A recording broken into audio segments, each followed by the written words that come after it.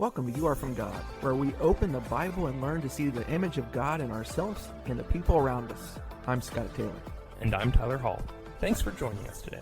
So today, Scott, we are continuing our program looking at emotions, getting more in touch with our feelings, and making sure that these feelings aren't making us fall away from God, but rather that we are drawing closer to God because of these emotions. And today, we finally come to some of these key emotions that we often think of when we're in our feelings. This one today is sadness. This is one we don't like to go to. While it might feel good sometimes to be angry, or we can understand the motivation of fear, sadness is one we try to avoid at all costs. And understandably so. Nobody necessarily likes being sad, and a lot of our culture is based around avoiding discomfort and sorrow as much as possible and trying to chase feelings of happiness, which we'll talk about on the next episode. But the Bible, as God's revealed word, shows his people time and time again expressing hearts of grief and of sorrow and of lamentation, all these different times of sadness in people's life. And it's important to realize that this is how people draw close to God. When things happen that make us sad, we have a choice to make, just like with any of these emotions.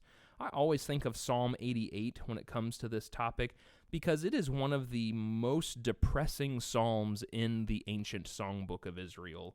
The first verse puts it in the proper context with Psalm 88:1. O Lord, God of my salvation, I cry out day and night before you. Let my prayer come before you. Incline your ear to my cry. So the first two verses, the focus is where it needs to be. This psalmist, the person writing this, is turning their attention to God. But the whole rest of the psalm is talking about how terrible life is, how everything is going wrong, and just how awful things have been going. And I think we can relate to that. It talks about continually crying to the Lord that he has disciplined this individual. The psalm ends in verse 18 by saying, You have caused my beloved and my friend to shun me.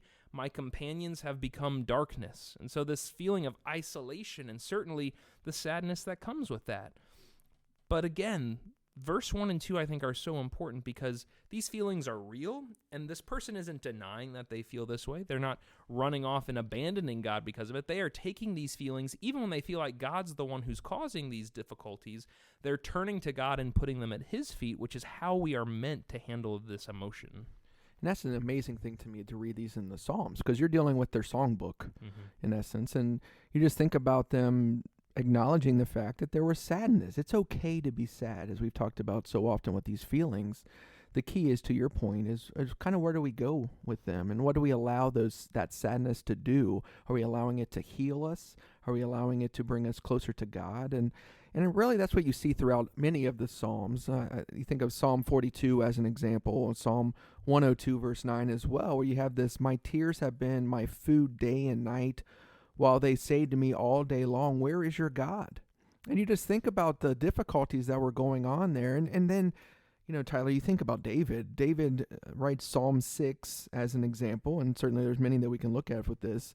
But in verse 6, he says, I am weary with my sighing. Every night I make my bed swim. I dissolve my couch with my tears. And he goes on, and you obviously get back to him focusing on God and praising God, but acknowledging where he was, whether it was by sinning or whether it was by a difficult thing that's happened in his life, just like with us. It's powerful to see that everybody deals with sadness. It's a part of our lives. And you think about various people that have to deal with this, and maybe it doesn't take too long for you to get to Hannah. And you think about 1 Samuel, the first chapter. Hannah is this amazing woman. She obviously is going to be the mom of Samuel, but before that, she was not able to have children. And she had gone, and it just made her sad. The other wife here in the story is just making fun of her because she can't do this, and it just makes her sad, and to the point, really, that she's weeping to the Lord. She's crying. She's praying to him. Verse 8, her husband Elkanah says, Hannah, why do you weep, and why do you not eat? Why is your heart sad? Am I not better to you than 10 sons? And you just imagine Elkanah looking at her, or his wife, and just so sad for her, obviously in the way that she's feeling, and just really not understanding ultimately what she was going through. but her God does. And that's really where she goes. And in verse 10, it says, she greatly distressed, prayed to the Lord, and wept bitterly. And she made a vow, saying, O Lord of hosts, if you indeed look at my affliction of your maidservant, and remember me, and not forget your maidservant, but will give your maidservant a son, then I will give him to the Lord all the days of your life, and a razor shall never come to his head. Now it came about that, Eli's watching this and he thinks she's drunk. But what I love is you continue on with this. In verse 15, she says, no, I'm poured out my soul before the Lord. And she's able to go away and she's okay. Why? In verse 18, it ends by saying she was no longer sad. Why? Because she gave it to God. And that's really the amazing example that we see of somebody like Hannah or so many of the others that we can talk about in the scriptures. It's okay to be sad. We're going to be sad. There are sad things that happen in our lives, but it's also worth noting the compassion of our God and seeing that he knows of our sadness and is there to help us through those things is so important to see. The phrase pouring out my soul before the Lord, it's one that's used in Lamentations as well, a book all about mourning the destruction of Jerusalem. Jeremiah writes it after the things he's prophesied has come to pass, and it's important. We need to get those things out. A lot of times we take emotions like sadness that we don't want to deal with and we bottle them up or we bury them and we try to pretend like they don't exist, but we need to express them. We need to feel them. And again, as Hannah does here, we need to take them to God, to ardently go to him in prayer. I find it fascinating that these two men in this story of chapter 1, her husband and then Eli the priest, kind of look at her situation and try to fix it. Right. Elkanah thinks, why you have no reason to be. Yeah, it might be bad, but look on the bright side. And, we try to comfort people that way, but that's not what people need to hear a lot of the times. It certainly can be helpful to look on the bright side, but we need to acknowledge the things that are making us sad and realize there's reason for distress, and that's okay. And then Eli, to your point, just totally misinterpreted the situation. He's like, well, there must be something wrong with you. You must be drunk to be this upset. And sometimes it's just the way we feel, and it's okay. Again, the important thing and the amazing example of Hannah is that she is taking these things to God in prayer, that her feelings are genuine, and that she's not denying them, but she's also not running away from God because of sadness and blaming God because of the things that are making her sad. Rather, she's turning to the one who certainly has control of all these things. I think about Hezekiah in Isaiah 38 and verse 5. Hezekiah is told that his life is coming to an end, and he weeps bitterly, and he prays to the Lord, and the Lord extends his life for 15 years. And so the importance of going to God in these situations of sadness, when these feelings overwhelm us, or whether we're just kind of in a blue mood, the varying degrees of sadness that we can face, it's always the right time to take those things to God. Scott, the book of Ecclesiastes will talk a lot about different circumstances in life, how to handle different seasons of life. And in Ecclesiastes 7, it makes a pretty plain point in verse 3 that sorrow is better than laughter, for by sadness of face the heart is made glad. Now, what do you think it means there by the sorrow is better than laughter? I would much rather laugh than be sad. But it's by sadness of face the heart is made glad. When you actually take the time to acknowledge the things that are upsetting you, when you actually sit down and acknowledge and feel your feelings instead of trying to avoid them, there's some power in that, especially when we're doing it the proper way, when we're pouring these things out before the Lord. Sometimes it just feels good to cry. And I'm talking to men as well as women here, by the way. Right. Guys, we got to get over it. We have to get over it.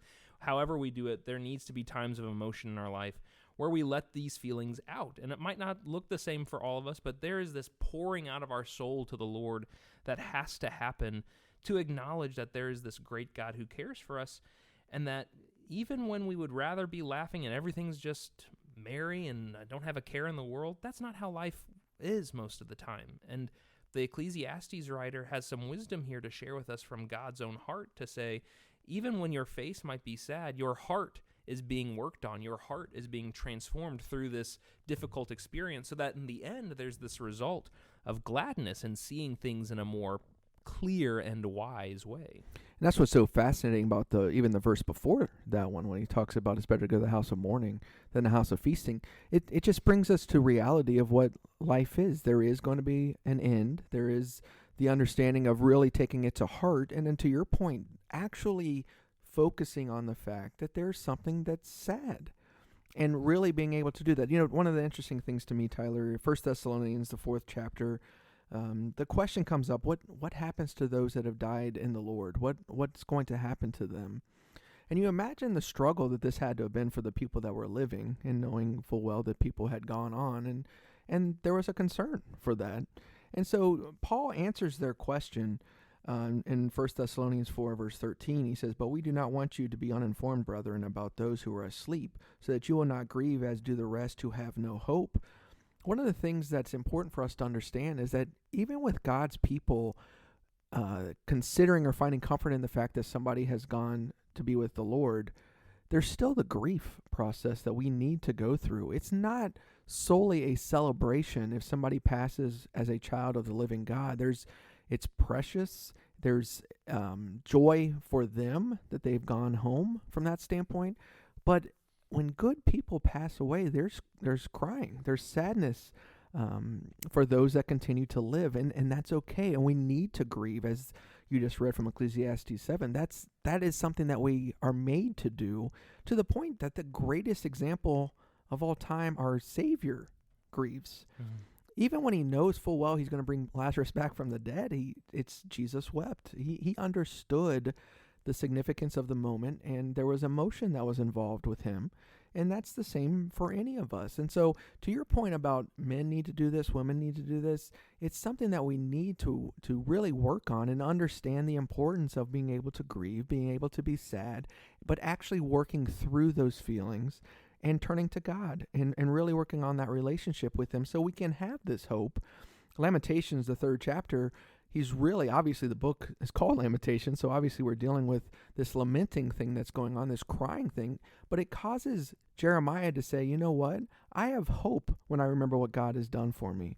And that's really what we're trying to get at. It's certainly important to grieve and to be sad, but it's also to allow that to heal is such a powerful tool for all of us to be able to learn, and it's the examples that we see in the scriptures. Just to know that Jesus felt this way, I think is so powerful.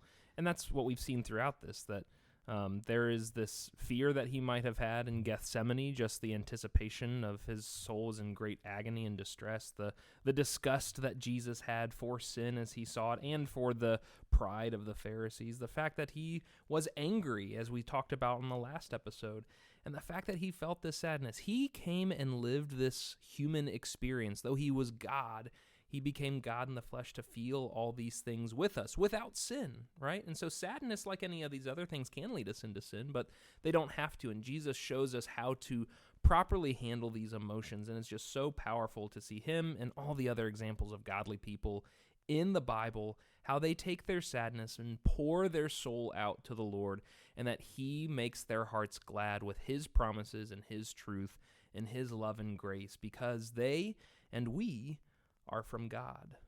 Thanks for listening. Show your support by leaving a review on your podcast app, and share this episode with someone you want to encourage. If you have questions or would like to get in touch with us, go to youarefromgod.com. That's youarefromgod.com.